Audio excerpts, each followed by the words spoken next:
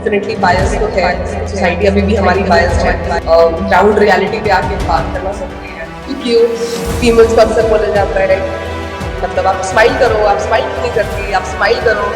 जिस दिन हम ये एक्सेप्ट कर लेंगे उस दिन आधे बायस ऐसे ही ब्रेक हो जाएंगे कि एक दिन आएगा कि बायस रहेगा नहीं। लेकिन नमस्कार दोस्तों, मैं फिर से आप लोग का स्वागत करती हूँ। और जैसा कि आप सभी जानते हैं कि अंतर्राष्ट्रीय महिला दिवस का ये सप्ताह चल रहा है और हम टीम माइंड पावर इसमें बढ़ चढ़कर हिस्सा ले रहे हैं। और इसी को सेलिब्रेट करते हुए हम आपको बहुत सारी शख्सियत से मिलवाएंगे। और इसी क्रम में आगे बढ़ते हुए आज की जो हमारी मेहमान हैं वो भारतीय स्टेट बैंक की बहुत ही यंग और डायनेमिक मैनेजर हैं। ये आज हमारे साथ जुड़ेंगी और अपने संघर्षों की, चुनौतियों की और सफलता की कहानी साझा करेंगी। और मैं आशा करती हूँ कि इनकी कहानी आप सब लोगों के लिए प्रेरणा का स्रोत बनेगी। तो स्वागत करती हूँ मिस महवीश का। महवीश जी, मैं आपका बहुत बहुत स्वागत करती हूँ हमारे प्रोग्राम पर। और सबसे पहले आपको अंतर्राष्ट्रीय महिला दिवस पर बहुत बहुत बधाई। Thank you so much. और आपको भी same to you. Thank you. Mahvish ji, आप अभी स्टेट बैंक ऑफ इंडिया में बतौर मैनेजर कार्यरत हैं और बहुत ही छोटी उम्र में आप बहुत बड़ी जिम्मेदारी निभा रही हैं, तो इसके लिए बहुत बहुत बधाई आपको फिर से। Thank you, thanks a lot. Mahvish ji, आप अपने थोड़े से बैकग्राउंड के बारे में हमारे दर्शकों को बताइए, थोड़ा सा आपका एजुकेशनल बैकग्राउंड और आप कहाँ से बिलोंग करती हैं, थोड़ा सा। जी, मैं born and brought up Jamshedpur की हूँ, टाटा नगर के। वहीं से मैंने स्कूलिंग की और कॉलेज भी मेरा वहीं पर ही हुआ। कॉलेजिंग में मैंने बीकॉम करा है, बैचलर ऑफ कॉमर्स। मैंने ग्रेजुएशन कंप्लीट किया है और उसके बाद मैंने मास्टर्स परस्यू मैं कर ही रही थी। तब तक फिर मुझे यहाँ पे मिल गई थी पोस्टिंग, ज्वाइनिंग मिल गई थी मुझे, तो वो मैंने बीच में छोड़ दी। तो बेसिकली मैंने बीकॉम किया हुआ है जमशेदपुर से। ओके। महवीश जी, आपने banking as a career option क्यों चुना? मतलब ये आपको बचपन से इसकी इच्छा थी या फिर बाय चांस हुआ है, या फिर मतलब आप और सरकारी एग्जाम की तैयारी कर रही थी? मतलब क्यों, क्या मोटिवेशन था आपको बैंकिंग में जाने का? कि चांस भी था और चॉइस भी थी। पहले तो चांस था, एक पापा के एक कॉमन फ्रेंड थे, वो बैंक में थे। और यूजुअली ऐसा होता है कि जब हम 12th कंप्लीट करते हैं तभी से पेरेंट्स थोड़े से वरी करने लगते हैं, पूछने लगते हैं कि क्या सोचा है। फिर ग्रेजुएशन भी कंप्लीट होने पर थोड़े से और career counselling and different options आपको बताए जाते हैं। आपको मालूम भी होता है, बहुत कंफ्यूजन रहता है। But I think by chance ये रहा कि पापा के मेरे फादर के एक फ्रेंड थे, तो वो बैंक में थे, वो बैंक ऑफ बड़ौदा में थे। तो उन्होंने ऐसे सजेस्ट किया कि तुम बैंक में आओ, बिकॉज लेडीज के लिए प्रेफरेबल है, लेडीज के लिए सूटेबल है और करियर अपॉर्चुनिटी अच्छी है, ग्रोथ अपॉर्चुनिटी अच्छी है। तो उन्होंने सजेस्ट किया, तो मुझे भी लगा कि हाँ, ट्राई किया जा सकता है। मोस्ट इम्पॉर्टेंटली ऐसा था कि चूंकि मैं कॉमर्स स्टूडेंट रही हूँ, मैंने बीकॉम करा है एंड बैंकिंग कॉमर्स बेस है, कॉमर्स बैंकिंग का बेस ही है कॉमर्स। तो मुझे लगा कि हाँ, ये ऐसा काम है जिससे मैं रिलेट कर सकती। हाँ जी, तो मैंने जो कुछ पढ़ा है वो मैं रिलेट कर पाऊंगी, तो मेरे लिए शायद थोड़ा इजियर हो। तो वो एक था, आप बोल सकते हो कि मतलब हर एंगल से सही लग रहा था उस टाइम। सो अंकल, तो मैंने भी फिर पापा का भी यही सजेशन था कि बैंक में ट्राई करो। तो मैंने उस पाथ में फिर काम स्टार्ट किया और फिर आज यहाँ पे हूँ। आप बतौर बैंकर अभी कार्यरत हैं और एक महिला के रूप में आप हैं, और एक महिला के रूप में आप हमारे नेशन को और हमारी इकोनॉमी को, उसके साथ साथ बहुत लोगों को भी मदद कर रही हैं। तो आप उसके बारे में कैसा महसूस करती हैं, आपको कैसा लगता है? एक्चुअली मुझे तो बहुत ही ज्यादा आई फील ऑनर्ड, मुझे बहुत ही ऑनर्ड फील होता है, क्योंकि बैंकिंग डायरेक्ट कंट्रीब्यूट करती है इकोनॉमी को। बैंकिंग में कुछ कुछ डिपार्टमेंट्स, कुछ कुछ काम ऐसे हैं जो बिल्कुल ही डायरेक्ट इकोनॉमी को कंट्रीब्यूट करती है। जैसे कि जो हमारा एसएमई डिपार्टमेंट है, जो बिजनेस लोन वगैरह देता है, तो वहाँ पे हम लोन वगैरह करते हैं तो इंडस्ट्रीज खड़ी हो जाती है। इंडस्ट्रीज से फिर एम्प्लॉयमेंट मिलता है, लेबर्स को, उनकी फैमिली को लिविंग स्टैंडर्ड प्रोवाइड होता है। तो आप देख सकते हो कि कैसे बिल्कुल डायरेक्ट लिंक है कि हमने फाइनेंस किया तो बिजनेस चल पड़ा, बिजनेस से इंडस्ट्री, इंडस्ट्री से एम्प्लॉयमेंट, एम्प्लॉयमेंट से लिविंग स्टैंडर्ड्स, और फिर वो डायरेक्ट इकोनॉमी को हेल्प करता है। तो मुझे तो बहुत ही ऑनर्ड फील होता है कि मैं डायरेक्टली इस इंडियन इकोनॉमी का पार्ट हूँ। इट्स वेरी डायरेक्ट, एक्चुअली बहुत ही डायरेक्ट लिंक है।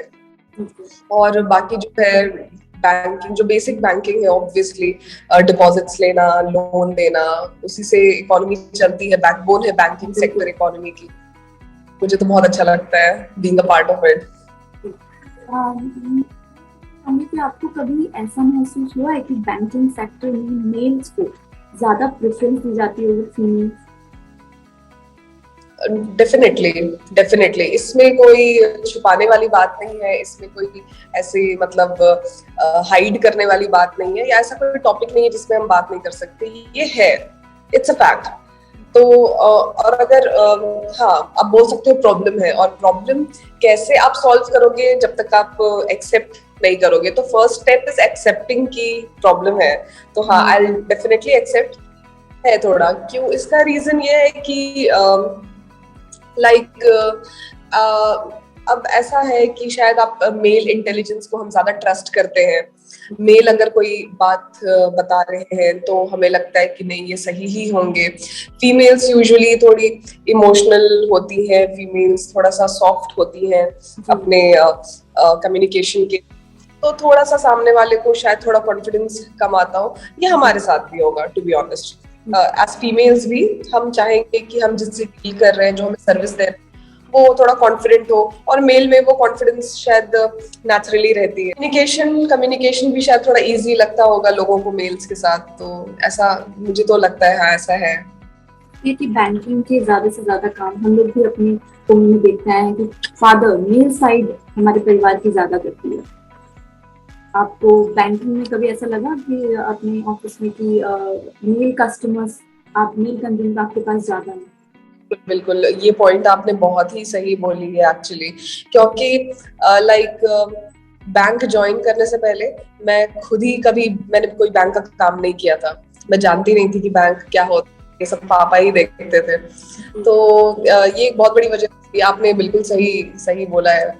ऑल्दो विद टाइम चेंज चीजें, आजकल तो बहुत यंगस्टर्स खाते खुलवाते हैं, यंगस्टर्स बैंक आते जाते हैं, वो अपना काम कर लेते हैं।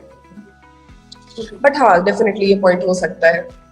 जी, आपको ऐसा लगता है कि मतलब वुमेन होने के साथ साथ जो बैंकिंग सेक्टर में आपको चैलेंजेस फेस करने पड़ते हैं, जैसे कुछ मैंडेटरी पोस्टिंग होना और अपनी पर्सनल लाइफ और इन फ्यूचर मैरिड वुमेन्स के लिए किड्स होना, वो कैसे इस सेक्टर में चैलेंज बनता है? चैलेंज तो डेफिनेटली है। बायोलॉजिकल डिफरेंस जो है मेल और फीमेल में, ये एक बहुत बड़ा चैलेंज पोज करता है। इसमें तो कोई दो राय नहीं है कि चलो जब तक आप बैचलर हो तब तक तो ठीक है, तब तक तो आपको जहाँ भी पोस्टिंग वगैरह दे दी जाती है आप फिर भी कंफर्टेबली ले लेते हो। और थैंकफुली बैंक में अभी भी ऐसा नहीं है कि इतने रिमोट एरियाज में दे देंगे जहाँ कोई फैसिलिटी नहीं हो। और bank to be honest considerate है अपने फीमेल एम्प्लॉयज को लेके। तो पोस्टिंग के टाइम पे वो ध्यान रखिए कि अगर आप बैचलर भी हो, अगर कोई लेडी बैचलर भी है, तो उसको पोस्टिंग एटलीस्ट ऐसी दी जाए जहाँ पे उसकी बेसिक जरूरतें तो मीट हो ही जाती हैं, और बेसिक सेफ्टी तो डेफिनेटली रहती है। तो उतनी भी ऐसा कोई इशू नहीं है। लेकिन हाँ, जो मैरिड विमेन होती हैं उसके बाद उनका चैलेंजेस और ज्यादा टफ रहता है, बिकॉज ऑब्वियसली उनको घर मैनेज करना है, बाहर मैनेज करना है। और एक बार अगर जैसे कि ड्यूरिंग प्रेगनेंसी वगैरह उस टाइम पे होती है, उस टाइम पे एक्चुअली एम्प्लॉयर को भी प्रॉब्लम होती है और एम्प्लॉय को भी। एम्प्लॉयर अगर मैटरनिटी लीव जैसे होता है हमारे प्रोफेशनल जगहों पे, मैटरनिटी लीव का जो कॉन्सेप्ट है वो एज एन लाइक अभी मैं मैनेजर हूँ तो मैं समझ सकती हूँ कि अगर मेरा कोई स्टाफ लंबे समय के लिए चला जा रहा है तो वो एक गैप क्रिएट कर देता है, एक स्पेस क्रिएट कर देता है, और फिर उस जगह को भरने के लिए उतना जल्दी स्टाफ हमें मिलता नहीं, तो मैनेज करना पड़ता है। तो मैटरनिटी एक ऐसा इशू है जो एम्प्लॉयर्स को थोड़ा सा प्रॉब्लम देता है, लेकिन आप उसमें कुछ कर नहीं सकते बिकॉज ये नेचुरल है, ये बायोलॉजिकल डिफरेंस। तो थ्रेट्स हैं डेफिनेटली। अगर आप बैचलर हो, कहीं पोस्टेड हो, तो आपकी सेफ्टी और जो कंडीशंस है, लिविंग कंडीशंस है, वो आइडियल हो, ये देखना समझना पड़ता है। पेरेंट्स जो बैचलर लड़कियां हैं उनके पेरेंट्स थोड़ा तो वरी करते हैं कि बेटी को कहाँ पोस्टिंग दे रहे हैं, कैसे दे रहे हैं, बट बैंक ख्याल रखती है, डेफिनेटली ख्याल तो रखती है बैंक। ओके, तो आप क्या कहना चाहेंगे कि ऐसे आप काफी यंग हैं और आपने भी काफी चैलेंजेस फेस किए होंगे इसमें घुसने के बाद, तो आप कुछ बताना चाहेंगे कि कैसे आप वो हैंडल करती हैं अपनी पर्सनल, प्रोफेशनल और या सब चीजों को एक साथ लेके आप कैसे चलती हैं? आई थिंक एक साल में आदत हो जाती है, फैमिली फ्रेंड्स का सपोर्ट रहता है, कॉलीग्स बैंक में जो रहते हैं, तो एक साल में आप समझ जाते हो कि कैसे चीजें करनी है आपको, कैसा आपको मैनेज करना है। तो फिर आप कहीं भी जाते हो तो आप एक सिस्टम क्रिएट कर लेते हो। इसका सोल्यूशन है दैट आप एक सिस्टम क्रिएट कर लो अपने लिए। आपकी क्या नीड्स हैं आपको एक बार जॉट डाउन कर लो कि आपकी क्या क्या नीड्स हैं, आपको क्या क्या चाहिए अपनी लाइफ पीसफुली लीड करने के लिए। जैसे मुझे लगता है कि 8-9 घंटे बैंक में देने के बाद मैं कुक नहीं कर पाऊंगी, तो मेरी नीड है कि मुझे चाहिए ही चाहिए। मुझे मैंने नया बैंक ज्वाइन किया था तब तो फिर सब हम कर लेते थे, मतलब सब कुछ हम इंडिपेंडेंटली कर लेते थे, बट जैसे जैसे बैंक में प्रेशर, वर्क प्रेशर, रिस्पॉन्सिबिलिटीज बढ़ने लगी तो थोड़ा मुश्किल होता है कि फिर आप घर के काम करके खाना बना के फिर जाओ फिर आओ। तो एक साल के अंदर अंदर आप समझ जाते हो कि आप कहाँ स्टैंड कर रहे हो और आपकी क्या नीड है। तो उसके लिए एक सिस्टम क्रिएट करना बहुत जरूरी है, आपके नीड के अकॉर्डिंग, आपके अपने नीड के अकॉर्डिंग आप एक सिस्टम क्रिएट कर लो तो सही रहता है। जैसे आपको कितना भी लगे कि नहीं मैं तो अपने ही हाथ का बनाया हुआ खाना पसंद करती हूँ, लेकिन आपका वर्क आपको अलाउ, वो टाइम आपको अलाउ नहीं कर रहा है, तो इट्स वेरी इंपॉर्टेंट कि आप अपने उस नीड को समझो और उसका सोल्यूशन निकालो। आप एक कुक हायर कर लो, भले ही थोड़ा सा एडजस्ट करो तो, लेकिन एक सिस्टम बन जाएगा जिससे आप अपने घर पे और आप अपने प्रोफेशनल लाइफ में अच्छा मतलब क्वालिटी टाइम कंट्रीब्यूट कर पाओगे। तो इस सिस्टम क्रिएट करना जरूरी होता है। जैसे अगर मुझे नई जगह पोस्टिंग मिलती है तो मैं कुछ बेसिक चीजें हैं जो मैं देख लेती हूँ, जैसे कि हॉस्पिटल्स, नियरेस्ट हॉस्पिटल्स कौन से हैं, दवाई दुकानें कहाँ पर हैं, नियरेस्ट पुलिस स्टेशन, और अगर नंबर वगैरह है तो आप रख लो, आयरन वाला, दूध वाला, कुक, मेड, अगर आपको इन सारी चीजें लगती हैं तो आप इन सारे बेसिक चीजों को, आप कहीं भी नई पोस्टिंग में जाते हो तो मैं ये सारी चीजें एक बार देख लेती हूँ। पेट्रोल पंप कहाँ है, तो उससे मुझे हेल्प मिलती है। अब मेरा सिस्टम क्रिएट हो चुका है, इतने टाइम में मैंने सिस्टम परफेक्ट कर लिया है, तो मैं अपने सिस्टम से चलती हूँ। तो मतलब मैं आपकी बातों से ये समझूंगी कि अपने आप जिम्मेदारी के साथ साथ आप खुद अपना बैलेंस बना लेते हो। डेफिनेटली। और मैं ये भी जानना चाहूंगी कि एक ये जो मेरा सवाल है शायद आपके रोज के कारण आप देखती हैं कि बैंकिंग में बहुत सारी ऐसी वुमेन आती हैं जो आपके साथ आती हैं, जो आपके सामने मिला है, जिनको पैसे निकालना या बैंकिंग की चीजें समझने में दिक्कत होती है, तो आप उनकी कैसे मदद कर पाती हैं? डेफिनेटली बहुत सारी लेडीज हैं जिनको अभी भी चीजों का आइडिया नहीं है, लेकिन मैं ये भी कहूंगी कि अभी बहुत सारी ऐसी भी हैं जिनको बेसिक चीजें आ गई है बैंकिंग की। अब वो प्रॉब्लम, अब एकदम भी क्लूलेस होके कोई नहीं आता। कोई भी लेडी आए, कितनी भी बुजुर्ग हो या कितने भी रिमोट एरिया से बिलोंग करती हो, गांव की हो, उनको बेसिक चीजें तो आती ही हैं। और अगर नहीं आती हैं तो डेफिनेटली बैंक में स्टाफ रहता है, हम रहते हैं, हम उनको बेसिक चीजें एक बार बता देते हैं तो वो कैच कर लेती हैं। बैंक भी अपनी तरफ से बहुत ऐसी कोशिश करी कि चीजों को आसान करे। पहले जैसे कॉम्प्लिकेटेड नहीं रह गई है बैंक। तो पर्ची है तो एक ही पर्ची में आप सिर्फ नाम, आप अपना खाता नंबर लिख दो, नाम लिख दो, साइन कर दो, बाकी हम भर लेंगे। तो वैसा भी हम प्रोवाइड करते हैं। तो वॉचमैन है, जो गेट पे खड़ा हुआ जो वॉचमैन है वो लोकल रहता है अक्सर, तो हम उनको ट्रेन कर देते हैं जब भी ऐसे कोई आए, क्योंकि आप लोकल हो, वो आपकी भाषा समझेंगे तो आप उनसे कनेक्ट। तो हमारे जितने फ्लोर पे जो स्टाफ रहते हैं, वॉचमैन रह गया, कैंटीन बॉय हो गया, हम उनको इन सब चीजों में एंगेज करते हैं। क्योंकि बीइंग जैसे मैं छत्तीसगढ़ में पोस्टेड हूँ तो लोकल लैंग्वेज छत्तीसगढ़ी है, मुझे तो नहीं आती, बिल्कुल उतनी अच्छे से नहीं आती, लेकिन ये जो लोकल लोग हैं उनको आती है। अब अगर कोई गांव से लेडी नहीं है तो वो भाई वॉचमैन से या मेरे कैंटीन बॉय से वो मदद लेती हैं और वो लोग उनको हेल्प कर देते हैं, और एक बार बताने पे वो कैच कर लेती है। तो हम इंश्योर करते हैं कि हम फ्लोर पे लोग ऐसे रखें जो लोकल हो, जिनकी वो लैंग्वेज पकड़ पाए, जिन पे वो जल्दी भरोसा कर पाए। हो सकता है केबिन में बैठे हुए एक ऑफिसर पे उनको उतना भरोसा नहीं आएगा, वो उतना कनेक्ट नहीं कर पाएंगे, लेकिन बाहर खड़े वॉचमैन से वो कनेक्ट कर पाएंगे। तो हम वॉचमैन को हम बेसिक चीजों में ट्रेन कर देते हैं कि आपको कस्टमर की ऐसी ऐसी हेल्प करनी है, और वो करते भी हैं हैप्पीली। बिल्कुल, मतलब सब लोग मिलजुल के संभाल लेते हैं सब कुछ। जी जी। अभी बहुत सारी महिलाएं हैं जो बैंकिंग के लिए तैयारी कर रही होंगी, कुछ लोगों के पास फैसिलिटीज है, कुछ लोग बहुत दूर रिमोट एरियाज में बैठ के तैयारी कर रही होंगी, तो आप उनके लिए कुछ बताना चाहेंगे अगर तो बिल्कुल बता सकती हैं। थैंकफुली बैंकिंग एक ऐसी चीज है जिसके लिए आपको सिर्फ किताबों की जरूरत पड़ती है, और थोड़ा बहुत भी अगर आपका आजकल स्मार्टफोन तो सभी के पास है, तो कितना भी रिमोट एरिया हो स्मार्टफोन है, इंटरनेट है, अफोर्डेबल इंटरनेट है, तो बहुत ज्यादा फैसिलिटीज की आपको जरूरत नहीं है बैंकिंग की तैयारी करने। तो अगर आप कितने भी रिमोट एरिया में हो, बस आप एक अच्छी किताब आपको मिल जाए, ये जरूरी है। और बाकी जो भी है वो आपका प्रैक्टिस, आपका टाइम है। आपको ऑनलाइन प्रैक्टिस करनी है तो आप अपने मोबाइल पे कर सकते हो। रिमोट एरिया में कोई साइबर कैफे वगैरह है, हो सकता है गांव में एक ही हो, छोटा सा हो, या गांव के किसी भैया वगैरह के पास एक छोटा सा लैपटॉप हो, तो वहां से जाके वो प्रैक्टिस कर रही होगी, तो इतना सफिशिएंट है। डेडिकेशन हो और किताब हो तो वो कर सकती हैं। एंड चूंकि वो इतने विषम परिस्थिति में भी तैयारी कर रही हैं, और जब उनका हो जाएगा तो उनकी खुशी बिल्कुल दुगनी हो जाएगी, और वो फिर उस रिमोट एरिया से निकल के बाकी दुनिया देख पाएंगी कि कैसा है कैसा नहीं है।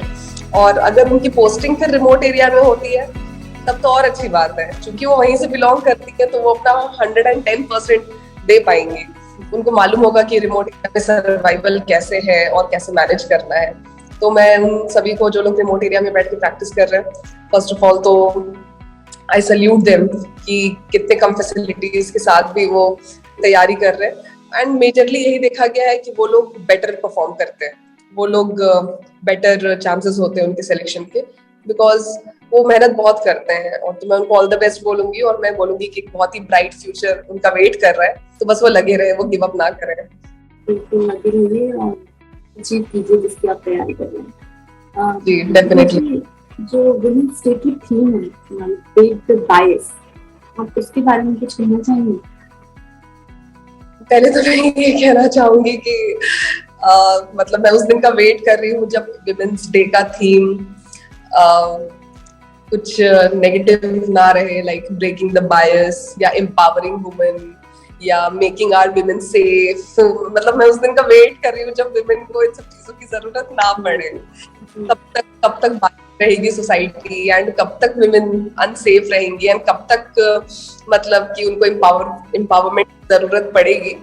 तो सबसे पहले तो यही है कि आई एम रियली होपफुल कि एक दिन आएगा कि बायस रहेगा नहीं, लेकिन अभी चूंकि है, डेफिनेटली बायस तो है, सोसाइटी अभी भी हमारी बायस्ड है, तो ये थीम जरूरी है, बात करना जरूरी है, और बिल्कुल ग्राउंड रियलिटी पे आके बात करना जरूरी है। बायस तो जैसे ऑब्वियसली बहुत सारी चीजें हैं आज भी, जैसे मैं अपनी ही बात ले लूं, जैसे आपने वो क्वेश्चन किया कि लोग मेल को देखना चाहते हैं एज अ बैंकर, मेल्स के साथ ज्यादा कंफर्टेबल होते हैं, तो ये सच है। फीमेल्स को कई बार अपनी बात रखने के लिए अपने एक्सप्रेशंस कंट्रोल करने पड़ते हैं, अपनी वॉइस कंट्रोल पड़ती है, सॉफ्ट करनी पड़ती है, अपने टोन पे ध्यान देना पड़ता है, हमें अपनी बॉडी लैंग्वेज को कंट्रोल करना पड़ता है कि सामने वाला सीरियसली ले, सामने वाला अदरवाइज ना ले। बट मेल्स के साथ ऐसा नहीं है, मेल्स नेचुरली रहते हैं, वो फ्रीली बात कर सकते हैं, बट फीमेल्स को बहुत ही सोच समझ के बात करनी पड़ती है, बिकॉज वो रिस्क रहता है कि वो सीरियसली लिया जाएगा कि नहीं, या आपको अदरवाइज ले लिया जाएगा। और फीमेल्स, जैसे ये मैं भी सुन चुकी हूँ, फीमेल्स को अक्सर बोला जाता है मतलब आप स्माइल करो, आप स्माइल क्यों नहीं करती, आप स्माइल करो। तो ये सारी चीजें हैं कि मतलब आप, मुझे ऐसा लगता है कि भाई काम करूं या स्माइल करूं, वैसा वाला है। और जैसे कि अगर कोई भी मेल थोड़ा सा कड़क के कुछ बोल रहा है या असर्टिवली बोल रहा है, तो उसको लोग एक्सेप्ट करते हैं, उसको लोग रिस्पेक्ट करते हैं। बट अगर फीमेल थोड़ा सा असर्टिवली बात करती है, थोड़ा सा कड़क टोन में बात करती है, तो उसको अक्सर रूड मान लिया जाता है कि अरे ये तो रूड है, मैडम तो रूड है। तो ये सारे बायस है डेफिनेटली। तो ग्लैड कि इस वुमेन्स डे का थीम ये है, ब्रेकिंग द बायस, और वो धीरे धीरे ब्रेक हो जाएगा। इसके लिए बहुत जरूरी है कि लोग एक्सेप्ट करें फीमेल्स को जैसी वो है, rather than उनको मॉडिफाई करने के बजाय, उनको एक मोल्ड में डालने ऐसा देखने के बजाय कि फीमेल हो तो आप ऐसे ऐसे ऐसे ऐसे चलो, आप एक्सेप्ट करो कि फीमेल्स भी ह्यूमंस है और हर ह्यूमन का नेचर अलग अलग होता है। तो जैसे कि हो सकता है कि वो कोई बोले कि एक ब्रांच की बीएम बहुत ही सॉफ्टली बात करती हैं, अच्छी बात है, लेकिन एक ब्रांच की बीएम बहुत स्ट्रिक्टली बात करती है, तो वो भी अच्छी बात होनी चाहिए, वो भी एक्सेप्टेंस उससे होना चाहिए। जी, ये नहीं होना चाहिए कि नहीं वो तो बहुत मीठा बोलती है तो इनको भी मीठा बोलना चाहिए क्योंकि ये फीमेल है, ये नहीं होना चाहिए। एट एंड दोनों तो अलग अलग इंडिविजुअल्स ही है ना। तो आई थिंक और ये रिस्पॉन्सिबिलिटी सिर्फ हमारे सोसाइटी में मेल्स पे नहीं आनी चाहिए, जिस फीमेल्स में भी आनी चाहिए, क्योंकि कई बार फीमेल्स के साथ भी प्रॉब्लम हो जाती है। तो एज अ सोसाइटी हम सबको एक्सेप्ट करना है दैट विमेन आर, जब जिस दिन हम ये एक्सेप्ट कर लेंगे उस दिन आधे बायस ऐसे ही ब्रेक हो जाएंगे। जी, बहुत बहुत धन्यवाद आपका हमारे प्रोग्राम को ज्वाइन करने के लिए, और आपकी बातें सुनकर जितनी भी महिलाएं तैयारी कर रही हैं और आपको देख कर बहुत इंस्पायर होंगी और अपनी तैयारी और अच्छी तरह से करती रहेंगी। थैंक यू मुझे ये मौका देने के लिए। मेरे लिए बहुत ही गर्व की बात है कि मैं आज बात कर पाई अपने काम के बारे में, अपने मैं जो करती हूँ उस बात का एक अलग इम्पैक्ट भी पड़ सकता है, मुझे आज ऐसा फील हुआ। तो all the best women's day सबको, और thanks a lot. Thank you so much.